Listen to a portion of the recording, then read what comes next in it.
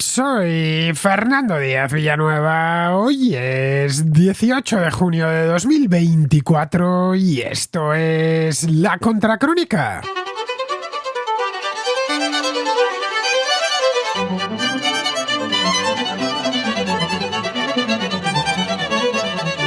La semana pasada, la Comisión Europea anunció que tiene previsto imponer, a no mucho tardar, aranceles a los vehículos eléctricos importados de China.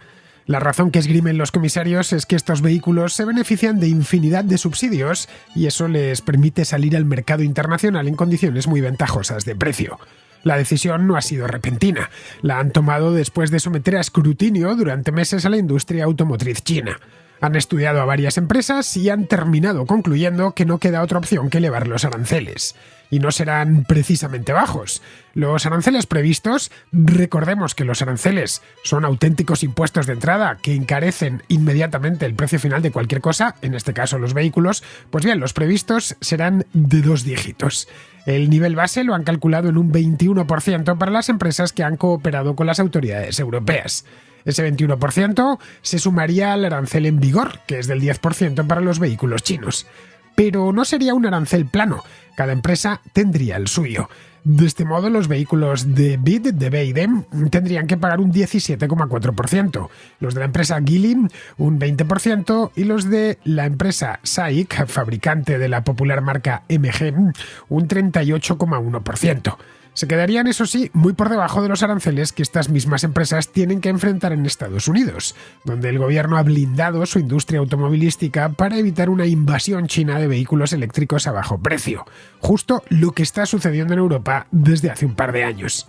En 2023, 1 de cada 5 vehículos eléctricos que se vendieron en la Unión Europea provenía de China, y esto no ha hecho más que empezar. Las empresas chinas están poco a poco tomando este mercado que es muy interesante por su tamaño y su poder adquisitivo. Atraen a los compradores con vehículos de todos los segmentos a unos precios en muchos casos irresistibles. Los bajos costes de producción en China y los subsidios a esta industria explican que sean sensiblemente más baratos que sus equivalentes europeos. Pero, aunque pueda parecerlo, esta iniciativa de la Comisión Europea no ha partido de la industria local. Todo lo contrario, los opositores más decididos a los aranceles son los propios fabricantes europeos, preocupados por las represalias que pueda tomar y que ya ha anunciado que tomará el gobierno chino.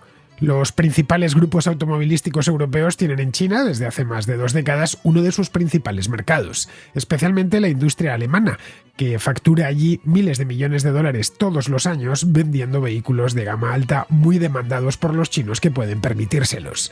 En torno a 1/3 de las ventas de algunos fabricantes alemanes se realizan en China, un mercado demasiado apetitoso como para ponerlo en riesgo.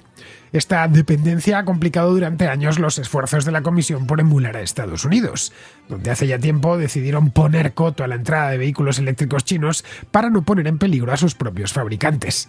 Los nuevos aranceles entrarán en vigor el próximo día 5 de julio, pero no se empezarán a recaudar hasta que finalicen las negociaciones entre la Comisión Europea y el gobierno chino. Estas negociaciones se extenderán hasta el otoño.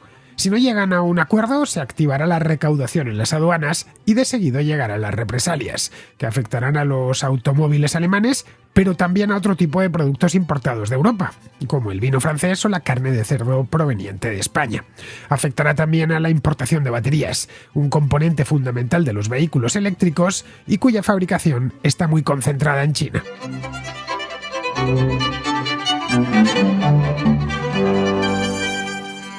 A principios de este mes de junio concluyó una investigación que la Comisión Europea venía realizando desde hace ya tiempo, concretamente desde el pasado mes de octubre. La investigación versaba sobre la industria del automóvil en China, más concretamente sobre la fabricación de vehículos eléctricos. Esto era algo que ya se sabía porque la Comisión se había encargado de informar de este tema. Los detalles no los conocíamos, los hemos conocido hace apenas una semana, pero sí que estaban investigando una serie de empresas con la colaboración de estas mismas empresas. La investigación empezó en octubre porque sospechaban que los principales fabricantes chinos recibían generosas subvenciones del Estado y tras estudiar varios casos, los que se dejaron, esto ha sido voluntario, no todas las empresas quisieron cooperar, concluyeron que efectivamente era así, que había un trato de favor, digamos, hacia estas empresas por parte del gobierno chino y que eso requería tomar medidas. Así que el pasado día 12 anunciaron que ya habían hecho el trabajo y que no les quedaba otra opción que elevar los aranceles a los vehículos eléctricos chinos. Acusaron a los fabricantes chinos de recibir ayuda del Estado, tanto en forma de subsidios directos, como de exenciones fiscales, como de préstamos a bajo interés, facilidades que, según ellos, según la Comisión Europea, no tienen los fabricantes europeos. Bien, eso simplemente no es cierto. Los fabricantes europeos también reciben ayuditas o ayudas directamente por parte de la administración en forma de mil maneras, en forma de planes de renovación de flota, el famoso plan Renove desde hace muchos años en España, que el Estado, estos planes Renove no solo se aplican a escala estatal, sino también autonómica. Si uno se quiere cambiar el coche, pues no tiene más que solicitarlo y si cumple los requisitos, pues le dan una cantidad de dinero. Bien, ese dinero sale del contribuyente y va dirigido, es un subsidio encubierto a la industria del automóvil. No le demos muchas más vueltas. Que los políticos lo hacen con la intención de rejuvenecer el parque móvil que circula por las carreteras, está claro que es por eso, pero no deja de ser un subsidio indirecto hacia esta industria. Bien, esto se hace en Europa desde siempre. El caso español lo conocemos todos los que vivimos aquí o somos españoles, pero es que planes parecidos los tenemos en Italia, los tenemos en Alemania, los tenemos en Francia, en yo creo que prácticamente todos los países de Europa. O ya más recientemente, iniciativas como los PERTE, que se han hecho tan tristemente famosos en España, estos PERTE pospandémicos destinados pues a toda cantidades ingentes de dinero, atados a los Next Generation, los fondos Next Generation, con esta cantidad de dinero mareante que asignó la Comisión Europea para recuperarse de la pandemia. Bueno, estos están dedicados a todo tipo de proyectos de innovación, de formación de personal, de mejoras medioambientales, de resiliencia, etcétera, etcétera, etcétera. La cuestión es que son miles de millones de euros que van a ir canalizados hacia la industria del automóvil, pero que oficialmente no son subsidios. Bien, aunque no lo sean oficialmente, son subsidios porque sale dinero del contribuyente dirigido a una industria en concreto. Así que de lo que están acusando a los chinos, los europeos también lo hacen a su manera, pero también lo hacen. Quizá no lo hagan de una manera tan descarada como lo puedan hacer los chinos, pero también lo hacen. La cuestión es que a la Comisión Europea no le parece bien, y este es el origen de todo, que cada vez se vean más vehículos de marcas chinas por las calles. Bueno, por las calles y las carreteras europeas. Hoy ya forman parte del paisaje. Aquí a la Contracrónica os he traído en más de una ocasión alguna marca china, concretamente BYD, que se ha hecho famosísima. Son vehículos de marcas que hasta hace 2, 3 años, 4 como mucho, ni siquiera conocíamos. Si veíamos un vehículo con esa marca, arqueábamos las cejas porque desconocíamos por completo, imaginábamos que era china porque no conocíamos la marca y ya, pero no teníamos ni idea ni de dónde provenía ni dónde se podía comprar. Es el caso de BYD, clarísimo, pero también otras marcas como Lynk & Co, que en Madrid pues se han empezado a ver, y en otras ciudades españolas de un tiempo a esta parte, unos cuantos por la calle, Polestar también, en fin, me vienen a la cabeza unas cuantas marcas chinas que son al menos populares en España, pero que están también empezando a popularizarse por otras partes de Europa. Otras marcas, los más viejos sí que las recordamos. Los más jóvenes entre los contraescuchas no recordarán esta marca, pero yo sí que la recuerdo. El caso de MG. MG era un fabricante británico que quebró hace, pues creo que fueron 20 años y cuya marca terminó en manos de SAIC. SAIC es un conglomerado automovilístico con sede en Shanghái que, bueno, empezó allá por los años 80-90, ensamblando los modelos de Volkswagen para el mercado chino y que hoy tiene varias marcas de vehículos eléctricos que se exportan a todo el mundo. En Europa han empezado a meter con mucha decisión los MG porque para buena parte del mercado es una marca familiar. En lugares como el Reino Unido pues es conocidísima. De hecho no han cambiado ni siquiera el logotipo. Yo es una marca a la que le tengo cariño porque mi padre allá por los años 80 tuvo un MG Maestro, recuerdo, cuando yo era niño. Así que era una marca que se vendía yo creo que en todo el continente, no tenían muchos modelos, cierto es, pero vamos, que casi cualquier europeo que tenga más de 40 años recuerda perfectamente esta marca. Pues han vuelto a introducirla en el mercado, pero ya solo en modo eléctrico, no sé si los tendrán también híbridos, yo los que he visto por la calle son eléctricos y con diseños nuevos, obviamente, no es que estén sacando modelos antiguos con un restyling que se dice al estilo de eso que hizo Fiat con el 500, no, en absoluto, son todos muy modernos, sabes que es un MG porque lo pone. Bien, pues MG dejó de ser británica hace mucho tiempo y la compró SAIC, que es esta empresa gigante de Shanghái, que aparte de MG tiene otras muchas marcas. Bien, pues esto mismo es lo que teme la Comisión, que estos fabricantes chinos vayan ganando poco a poco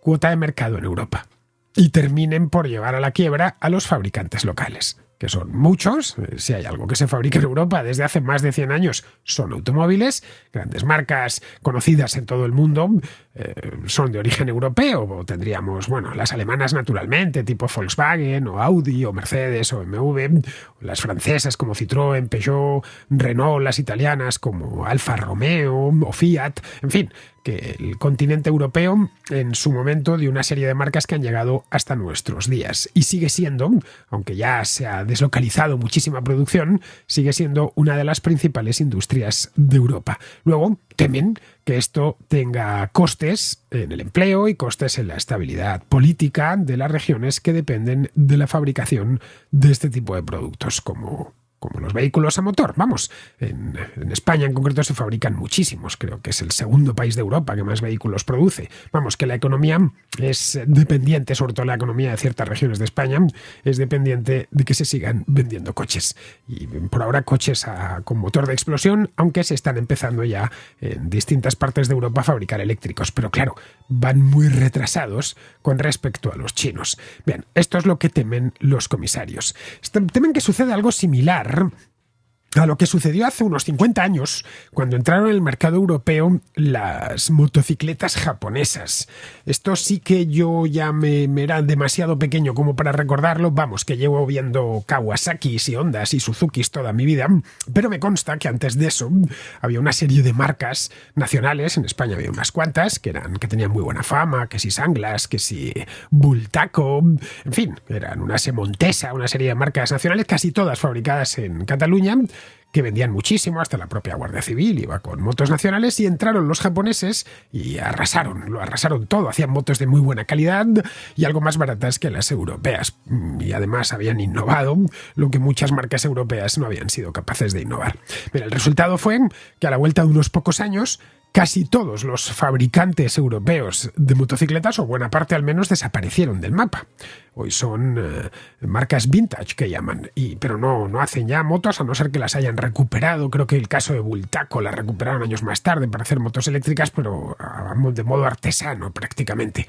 Otras fueron absorbidas por empresas japonesas, creo que fue el caso de Montesa en España, que la compró, si mal no recuerdo, creo que fue Honda o Yamaha, y la absorbieron, su producción. No sé si sigue utilizando todavía la marca Montesa, pero durante unos años todavía la utilizaban. O directamente se reconvirtieron en marcas de lujo, con producciones muy limitadas y, por lo tanto, pues con muy poco impacto sobre la economía. Me viene a la cabeza Moto Guzzi, por ejemplo, una italiana, que son motos muy características por la disposición de los cilindros del motor. Caso, por ejemplo, de las Vespa, que se siguen haciendo en Italia, las fabrica el grupo Piaggio, alguna marca británica, como el caso de Triumph, pero son marcas muy de nicho, con producciones pequeñas, porque lógicamente son productos de lujo y por lo tanto son caros. Bien, todo esto en Estados Unidos lo vieron venir con tiempo. A finales de la década pasada empezaron a salir de las cadenas de montaje chinas más y más vehículos eléctricos a precios imbatibles. Esto se debía a que allí el factor trabajo es más barato, a que efectivamente reciben un trato de favor por parte de la administración, ojo, en Europa también y en Estados Unidos no digamos, y también a que vienen investigando sobre este tema desde hace mucho tiempo. Es decir, los chinos decidieron no invertir en motores de explosión porque sabían que ahí tanto europeos como estadounidenses llevaban las de ganar. Y llevan, como consecuencia, unos cuantos años de ventaja. Bien, estos automóviles que salían ya de forma masiva de estas cadenas de montaje eran por lo general automóviles de diseño atractivo y buenas prestaciones. Vamos, un caramelo perfecto para mercados de renta alta como el norteamericano o el europeo, y además mercados gigantes. Fue entonces cuando decidieron en Washington ir elevando los aranceles. En Estados Unidos se toman muy en serio su industria del automóvil. Marcas como Chevrolet, Dodge, Chrysler o Cadillac forman parte de las señas de identidad de aquel país. Los estadounidenses no inventaron el automóvil, como bien sabemos, pero fueron los primeros en fabricarlo en serie, con el Ford T de 1908. Ya no genera la industria del automóvil tanto empleo en Estados Unidos como antes, porque buena parte de la producción se ha desplazado a México, pero sienten un gran orgullo por ellas. Pues bien, por aquel entonces Donald Trump desató una ofensiva arancelaria contra los productos chinos, y en esa ofensiva estaban incluidos los vehículos eléctricos, que entraban a competir pues con los desarrollos de la Ford o de la General Motors, bueno, con la misma Tesla, que es la joya de la corona de la automoción eléctrica estadounidense.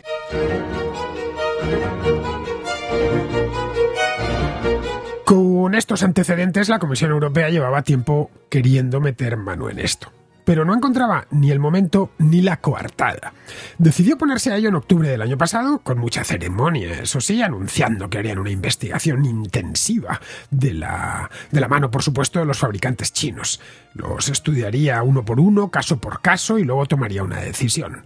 Pues bien, eso mismo, la decisión es lo que anunciaron la semana pasada, concluyendo que sus sospechas eran ciertas, que los chinos vitaminan a su industria automovilística y que, claro, eso no se puede consentir.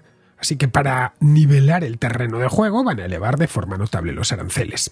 Actualmente, para importar un vehículo de China en la Unión Europea se paga un 10% de arancel plano, digamos. Desde el próximo 5 de julio será bastante más. Dependerá, eso sí, de la marca. A los vehículos de BYD, por ejemplo, les grabarán un 17% extra. A los de Geely, Geely es el grupo que fabrica el Lynk & Co., un 20%. Y a los de SAIC, los de MG, un rejonazo del 38,1%. Lo que implicaría que importar, pues no lo sé, el MG4, por ejemplo, que es uno de los modelos eléctricos más vendidos de España, pues tendría un arancel en la frontera de casi el 50%, del 48%. Es decir, unas 5 veces el actual. Estos aranceles entrarán en vigor dentro de poco, a principios de julio, el día 5, y se irán acumulando, pero no se recaudarán hasta que finalice la negociación que en estos momentos mantienen las autoridades europeas con el gobierno chino. Si esas negociaciones no llegan a buen puerto, los aranceles pasarán a recaudarse de forma inmediata, encareciendo, también de forma inmediata, todos los vehículos de procedencia china. Eso lo sabremos dentro de unos meses, ya sea en otoño, según han dicho, que es cuando está previsto que concluyan estas negociaciones. Habría que preguntarse, y más tratándose de un tema de aranceles, ¿quién gana con todo esto? Vayamos por partes. Los fabricantes, obviamente no. A ningún fabricante le gusta que le pongan aranceles en una frontera, todo lo contrario. Así que, evidentemente, los fabricantes no. Los consumidores tampoco. Los aranceles no dejan de ser, como decía en la introducción, un impuesto que se paga en la frontera y que el vendedor lo repercute en el cliente. Si me te han tenido que pagar un 10% más, te lo voy a repercutir. De hecho, se utilizan como herramienta de política económica precisamente para eso, para desanimar al cliente nacional de comprar productos extranjeros porque ya entran artificialmente más caros o con un precio artificialmente inflado. Los vehículos más baratos del mercado subirán de precio. Y hoy por hoy los vehículos eléctricos más baratos del mercado son los chinos. Y los fabricantes europeos pues ya no tendrán que competir, como han hecho hasta ahora, tratando de ajustar sus precios a la baja y devanándose los sesos para sacar modelos económicos. No lo sé, quizá sean los beneficiarios los fabricantes europeos, es una posibilidad. Pues no necesariamente. No fueron, de hecho, ellos los que pidieron a la Comisión que se pusiese a investigar a las empresas chinas. Esto es lo que mucha gente, a raíz de los titulares que se han publicado, ya sabéis que hay mucha gente que no es contraescucha, que no pasa del titular y claro, no se entera de la misa a la mitad, porque las noticias hay que leerlas enteras y entender el contexto, no solo el titular. Algunos estaban ya señalando a las empresas europeas como las culpables, que habían hecho lobby en Bruselas para que Ursula von der Leyen y compañía hiciesen esta investigación. No, al contrario. Esto empezó por la insistencia del gobierno francés, no porque los grupos automovilísticos europeos lo solicitasen. Al contrario. De hecho, los fabricantes alemanes como Volkswagen o BMW se oponen abiertamente a que se suban los aranceles a los vehículos chinos. A ver, no es porque los de Mercedes o los de BMW sean muy bondadosos en absoluto, sino porque los alemanes llevan muchos años en el mercado chino. Y bueno, aparte de fabricar millones de vehículos mediante sociedades conjuntas, Volkswagen fue la primera empresa que aterrizó allí en los años 80, con SAIC precisamente, como os decía antes.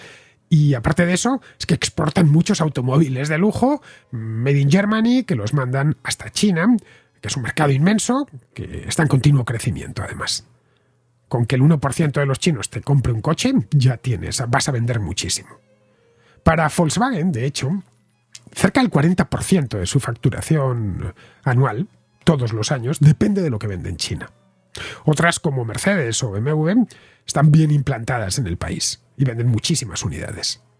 Los chinos, a fin de cuentas, no son diferentes a los estadounidenses o a los rusos o a los brasileños.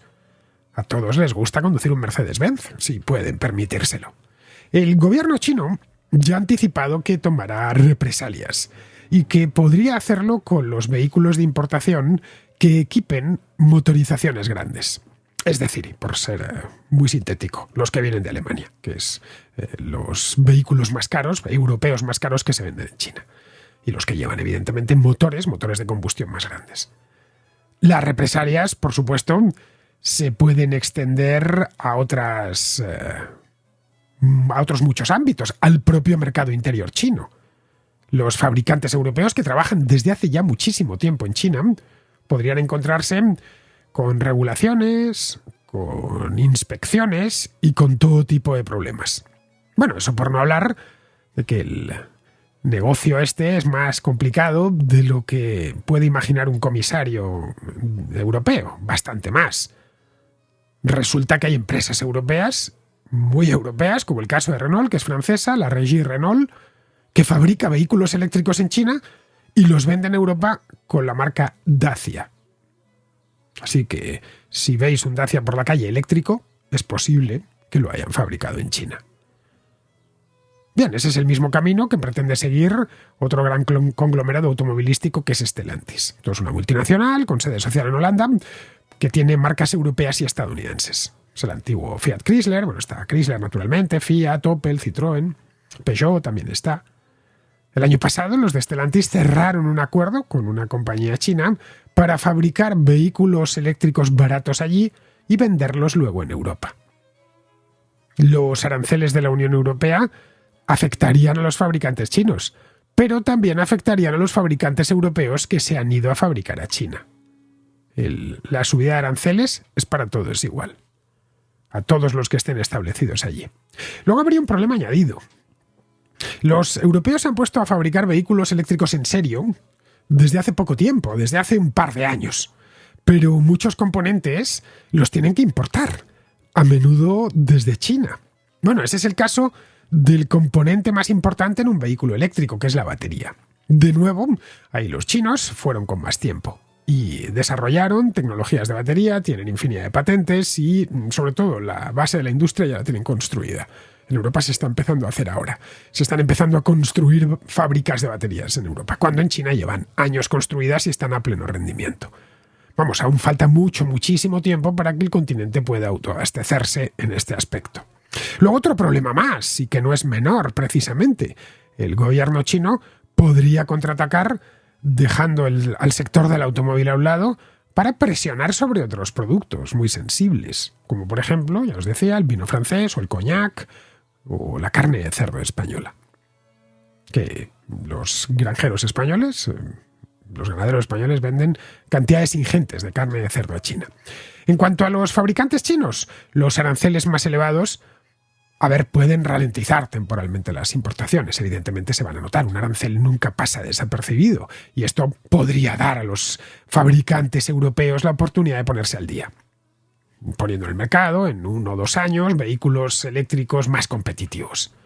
Pero es poco probable, muy poco probable, que la barrera arancelaria detenga a todos los fabricantes. En Europa venden barato estos fabricantes, estos BYD o estos Lynk & Co, pero venden barato con respecto a los precios en Europa, es decir, con respecto a los precios de los fabricantes europeos, no con respecto a los precios en China, y esto evidentemente les da cierto margen. Por ejemplo, uno de los modelos más populares de BYD se llama BYD Seal. Esto es una berlina del segmento E que se vende en Europa por aproximadamente unos 45.000 euros. Bien, en China sale más o menos por la mitad. Aun con el arancel del 27%, podrían seguir vendiendo más barato que la competencia. Otros como MG lo tendrían más difícil, porque claro, a esos les caería un arancel de casi el 50%. Pero claro, en este punto siempre les queda la opción de empezar a fabricar en Europa. Eso es de hecho lo que más temen los fabricantes europeos. Que estas empresas chinas construyan sus propias plantas en suelo europeo y les hagan la competencia en casa sin tener siquiera que importar el producto terminado. No les faltan novios, además, para eso, novios políticos. Los políticos de los Estados miembros de la Unión Europea están encantados con estas fábricas. Ven que son grandes inversiones, oportunidades de empleo, etc. BYD ya ha anunciado que abrirá una factoría en Hungría y está barajando abrir una segunda en España. Nadie le va a decir que no, ni en Hungría, ni en España, ni en ningún otro país. Tampoco en Alemania, donde, por cierto, BYD patrocina la Eurocopa la Eurocopa de fútbol que se celebra desde hace unos días. Es decir, que tenemos por un lado a políticos en Bruselas poniéndoles pegas a estas marcas y elevándoles los aranceles, y por otro lado a políticos nacionales o regionales dándoles todo tipo de facilidades. Los aranceles, en definitiva, no conseguirán nada de lo que se proponen, porque rara vez lo consiguen. Perjudicarán a consumidores y a empresas, y lo que es aún más caprichoso, seguramente terminen por acelerar la implantación de fabricantes chinos en Europa. La Comisión habrá hecho así el pleno al 15, algo a lo que, por cierto, nos tienen ya bastante acostumbrados. Vamos con la contrarréplica. Empezamos con Javier, que al hilo de lo que hablábamos el otro día sobre las redes sociales, nos habla de YouTube como red social. Y nada, sí, simplemente en una pequeña anotación del otro día en un programa, bueno, no me acuerdo ya ni cuál era que estaba escuchando, y que decías lo de, bueno, mencionando a YouTube, ¿no? Que creías que sí, que es una red social tal, y sí, para decirte que sí, efectivamente está considerado como tal. Justo hace poco es que acababa de estudiar una asignatura que se llama Equipos Microinformáticos de un módulo de estos de estudio, un grado medio y tal, y efectivamente, en un apartado de redes sociales empezaba mencionando las típicas, ¿no? Las conocidas tal, y luego mencionaba las de contenidos, claro, y mencionaba YouTube. Y claro, al fin y al cabo, si lo piensas bien, claro, una red social se caracteriza porque la gente intercambia contenidos, ¿no? Normalmente son escritos, pues eso, ¿no? Escritos o imágenes, ¿no? Incluso algún vídeo, ¿no? Pues Facebook, Twitter, ¿no? Que son mensajes más cortos, tal. Bueno, incluso el propio apartado de esta asignatura decía eso, pero luego mencionaba las redes sociales que son de contenidos de vídeos y de imágenes exclusivamente. Y claro, YouTube es una red social de vídeos, simplemente. El contenido es el vídeo, la gente intercambia, ¿no? Sube y descarga incluso vídeos, vamos, pero la gente intercambia vídeos en esa red social. Y nada, simplemente era para confirmarte eso, que justo acabo de estudiar la asignatura y dije, venga, voy a comentárselo. Y nada más eso, Fernando. Pues sí, YouTube, aparte de un servidor de vídeos y la mayor cadena de televisión del planeta, es una red social, ya que tiene características propias de una red social. La Real Academia, en su Diccionario Panhispánico del Español Jurídico, define red social de la siguiente manera. Dice: servicio de la sociedad de la información que ofrece a los usuarios una plataforma de comunicación a través de Internet para que estos generen un perfil con sus datos personales, facilitando la creación de comunidades con base a criterios comunes y permitiendo la comunicación de sus usuarios, de modo que pueden interactuar mediante mensajes, compartir información, imágenes o vídeos, permitiendo que estas publicaciones sean accesibles de forma inmediata por todos los usuarios de su grupo. Bien, YouTube se ajusta a esta definición. Puedes permanecer fuera de la red social sin necesidad de abrirte un perfil y ver los vídeos, como hay gente pues que ve los tweets sin necesidad de abrirse una cuenta de Twitter. Puedes ver los vídeos y leer los mensajes de los que están dentro de la red social, los que han subido. Pero no puedes participar en esa red social hasta que no te hayas suscrito. Para participar en ella necesitas tener un perfil creado. Los que escucháis este programa a través de YouTube, que sois muchos, en torno al 30% de la audiencia de la Contracrónica es a través de YouTube, el resto entra por iVoox, podéis hacerlo de dos maneras, desde fuera y desde dentro. Los que comentáis también sois muchos, todos esos estáis dentro, porque no se puede comentar sin tener una cuenta creada. Podéis incluso no haber comentado nunca, no haber subido un vídeo nunca, ni tener intención de hacerlo, pero formar parte de la red social. Bien, esta es la razón por la que se suele incluir a YouTube dentro de las redes sociales. Tiene además YouTube una viralidad muy grande, porque aparte de que tiene miles de millones de usuarios, es que el vídeo se viraliza con mucha facilidad. De hecho, desde hace unos años se incorporaron, cuando hace unos años, esto fue en 2022 o 2021, que incorporaron sus vídeos cortos, los shorts. Esa naturaleza de red social de YouTube es todavía mayor. Otra cosa distinta es que alguien se registre dentro de la plataforma y nunca participe. Eso también es posible. En las redes sociales hay mucha gente que está, como decimos en España, de Miranda. Es decir, que solo mira, que solo consume contenido, pero nunca lo crea. En lugares como Twitter o Instagram hay mucha gente que jamás en su vida ha puesto un solo tweet o un post de Instagram, pero en cambio consultan el servicio con frecuencia, diariamente incluso. Es decir, están dentro de la plataforma pero sin participar de las interacciones que tienen lugar dentro de esa misma plataforma. Bien, eso en YouTube es muy habitual. El porcentaje de espectadores que dejan comentarios es siempre pequeño. Lo mismo con los que dejan un me gusta. No digamos ya el porcentaje de usuarios que suben alguna vez un vídeo a YouTube. Ese ya es diminuto. Pero, ojo, por poder, podrían hacerlo. Bien, vamos ahora con Mario, que es de Colombia, y que se pregunta si Israel no se habrá equivocado declarando la guerra a Hamas. Buenos días, Fernando. Hoy quiero participar de la contrarréplica poniendo sobre la mesa la siguiente pregunta. ¿Será que el Estado de Israel cometió un error al declarar la guerra a Hamas? A ver, no lo digo por lo que dicen todos los progres y toda la gente pro-palestina que hay en Occidente y alrededor del mundo. Y es que guerra es guerra, y las guerras son terribles, no hay guerras buenas, no hay guerras quirúrgicas. Hay operativos quirúrgicos, eso sí, pero no hay guerras quirúrgicas donde solo mueran los soldados. En las guerras mueren los inocentes también, mueren los ancianos, los lisiados, los niños, los animales bonitos y feos también les caen bombas y también las balas lo atraviesan. Y la vida es así, o las guerras son de esta forma.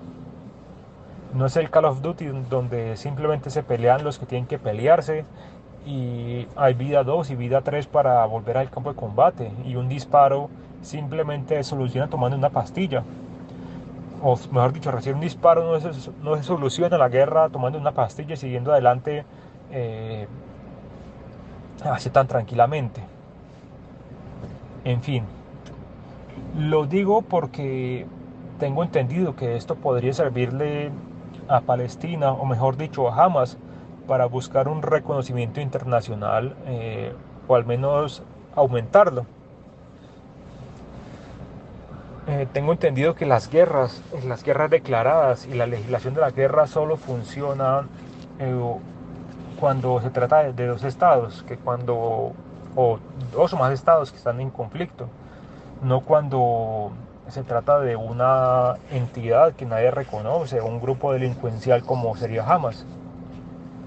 Entonces mi pregunta es esa, ¿será que esto le está sirviendo a Hamas para buscar reconocimiento? Porque recordemos que para ellos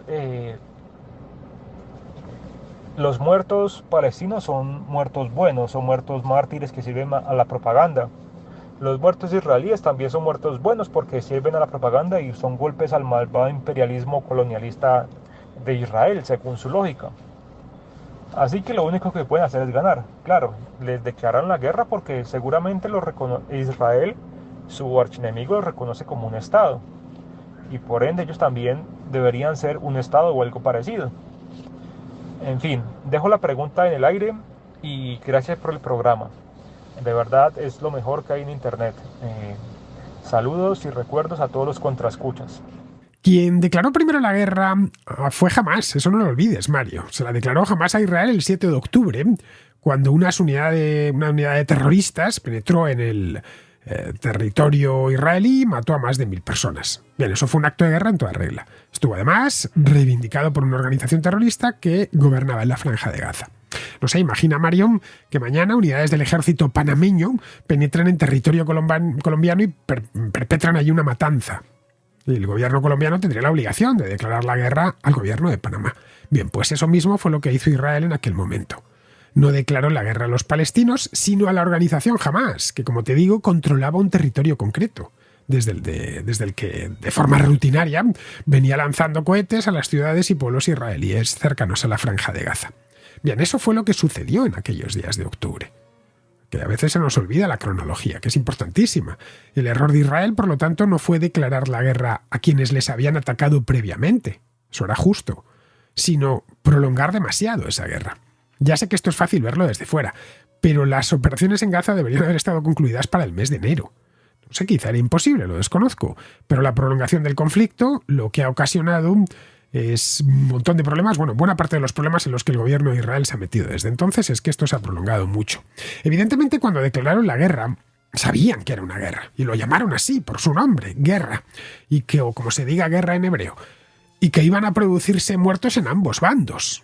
También descontaban que iba a haber bajas civiles, más aún en un lugar como la Franja de Gaza, que es extraordinariamente denso. Vive muchísima gente en muy poco espacio. El ejército israelí ha hecho todo lo que ha estado en su mano para disminuir el número de bajas civiles.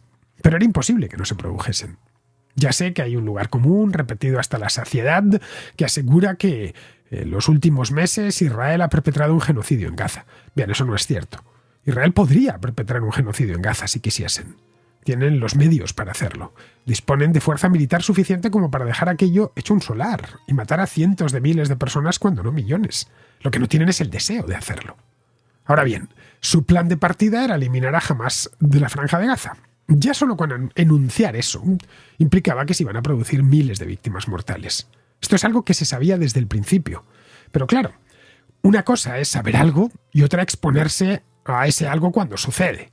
Eso es lo que ha pasado con los aliados tradicionales de Israel, como Estados Unidos o la Unión Europea. Estuvieron de acuerdo en que Israel devolviese el golpe y tratase de neutralizar a Hamás, pero una vez se puso a ello, viendo la cantidad de bajas que había, pues empezaron a quejarse. Ojo, no lo censuro, me parece bien que cuando hay una guerra pues se pida a los contendientes que midan sus fuerzas. Pero es que hay pocos teatros de operaciones, a mí desde luego me parecen más complicados que la Franja de Gaza. Ningún ejército podría hacer la guerra allí sin provocar miles de muertos entre la población civil.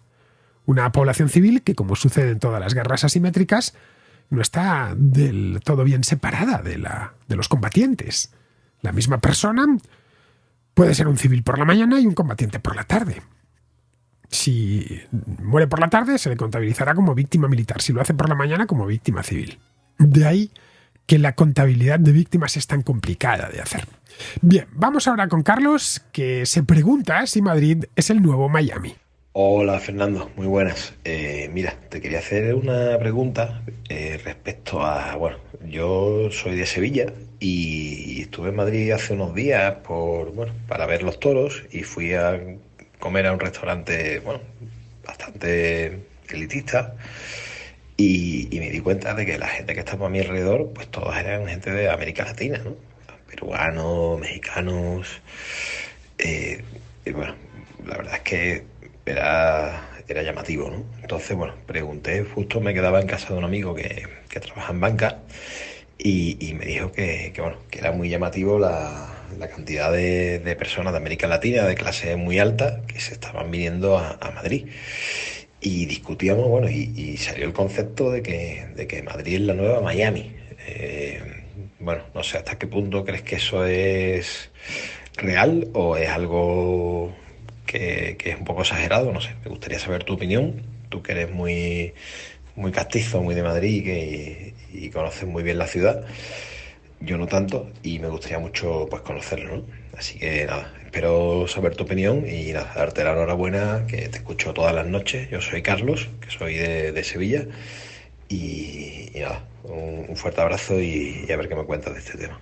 Desde el punto de vista climático, Carlos, ya me gustaría a mí que Madrid fuese Miami. Eso significaría que tendríamos buen tiempo y calor todo el año. Pero no, lamentablemente en Madrid en invierno hace frío, cosa que yo llevo fatal. Pero vamos, que es imposible que Madrid sustituya a Miami en términos climáticos, porque están en latitudes muy distintas. Madrid está en el paralelo 40 norte, es decir, a la altura de Nueva York, y Miami está en el paralelo 25, solo un par de grados por encima del trópico. Aparte de eso, las dos ciudades tienen muchas diferencias, pero se complementan, precisamente por eso se complementan bastante bien. Madrid es una ciudad monumental, con mucha historia, mientras que Miami es una ciudad nueva. No fue fundada hasta finales del siglo XIX, creo que 1895, una cosa así. Es gracioso porque cuando llegas allí te muestran la Torre de la Libertad como un edificio histórico. Y claro, es que es de los años 20. En Madrid, algo construido en los años 20 del siglo pasado se considera arquitectura contemporánea. Bueno, buena parte de la Gran Vía se levantó en esa época. En lo que sí se parecen, especialmente de un tiempo a esta parte, es en la cantidad de fortunas hispanoamericanas que pululan por ambas ciudades. En Miami es algo ya tradicional, están hechos a ello. Hay muchísimos mexicanos, colombianos, peruanos, guatemaltecos o venezolanos ricos que tienen una residencia allí. Una de las ventajas de Miami es que está situada geográficamente de manera estratégica, proyectada sobre el mar Caribe e Hispanoamérica. Creo que no existe ninguna ciudad importante en Centro y en Sudamérica que no tenga vuelo directo con Miami. En Madrid siempre ha habido población hispanoamericana. Yo desde niño recuerdo ir a centros de Hispanoamérica como el argentino, el mexicano, pero no fue hasta los años 90 cuando el número de hispanoamericanos creció de una manera considerable. Los primeros en entrar de forma significativa, por lo que recuerdo, fueron los ecuatorianos. Luego ya han venido más. Al principio entraban emigrantes de clase trabajadora que venían a labrar su futuro en España. Desde hace unos años han empezado a entrar también gente con mucho dinero. Empezaron los venezolanos y le han seguido luego los mexicanos y los peruanos. Generalmente todo esto han venido atado a problemas en sus países de origen, problemas políticos, generalmente cambios de gobierno comprometidos. El resultado es que en algunos barrios de Madrid, como el barrio de Salamanca, pues han comprado un montón de apartamentos e incluso edificios enteros. Esa es la razón por la que el barrio de Salamanca algunos ya lo han empezado a llamar la pequeña Polanco, por Polanco, esa colonia de Ciudad de México que es tan cara. De cualquier manera, entiendo que un venezolano o un mexicano se encuentren más a gusto en Madrid que en Miami. Por un lado, aquí se habla la misma lengua y por otro lado hay más afinidad de cultura entre España y México que entre México y Estados Unidos. Luego Madrid además es una ciudad muy compacta, como todas las del sur de Europa, y muy agradable para vivir. Mucho más desde luego que Miami, que es una ciudad típicamente estadounidense en la que necesitas automóvil para todo, no hay más que autopistas, no hay vida callejera. En Madrid sucede todo lo contrario. Y además tiene ese elemento de capital europea, con avenidas elegantes, boutiques de marca y buenos restaurantes. Todo naturalmente en un entorno seguro, en el que una mexicana con dinero puede pasear de noche enjollada sin miedo a que la asalten. Creo que esa es la razón por la cual han empezado a comprar propiedades aquí. Pero vamos, no creo que sea la nueva Miami. Es, en todo caso, complementaria con Miami. Bien, vamos a terminar. Vamos con Pizarro, que nos habla de las elecciones francesas y Emmanuel Macron. Manuel ve con nitidez que la mayoría que le apoyó como un mal menor ya le percibe como el mal mayor. Asunto este que solo puede empeorar. Como no tiene ni argumentos ni acción política para cambiar las cosas, intenta con juegos electorales y amenazas de apocalipsis obtener votos de quienes ya no le tragan. De nuevo, como un mal menor que garantice la perpetuación del ritmo de la actual decadencia sin acelerones. Todo un planazo. Un cordial saludo de Pizarro. Y hasta aquí llega la contracrónica, la última contracrónica en varios días, porque tengo que visitar 3 ciudades distintas en estos próximos días. Tengo que ir primero a Barcelona, no voy a presentar el libro, ya iremos en septiembre u octubre a presentar el libro, sino a dar una charla a una empresa, y luego me iré con Alberto Garín a Salamanca y a Logroño, lo que me imposibilita, voy a estar literalmente fuera del estudio y además danzando de aquí para allá de tren en tren, eso me imposibilita hacer el programa. Así que me da la impresión que hasta, por lo que estoy viendo aquí en el calendario, hasta el fin de semana no voy a estar de vuelta en Madrid, y eso significa que no voy a poder atender mis obligaciones contracroniqueras, y me da la impresión que tampoco contrahistorieras. En fin, estas últimas semanas antes del verano, por lo menos para los que nos dedicamos a mi oficio, suelen venir siempre liadas. A mí me sucede todos los años. La gente que te quiere, sabe que ya te metes en el verano y lo tienes que hacer todo, o lo que sea lo tienes que hacer antes de que empiece el mes de julio, que es cuando empieza la espantada estival, la vacacional. En fin, queridos, nos volvemos a escuchar entonces este fin de semana.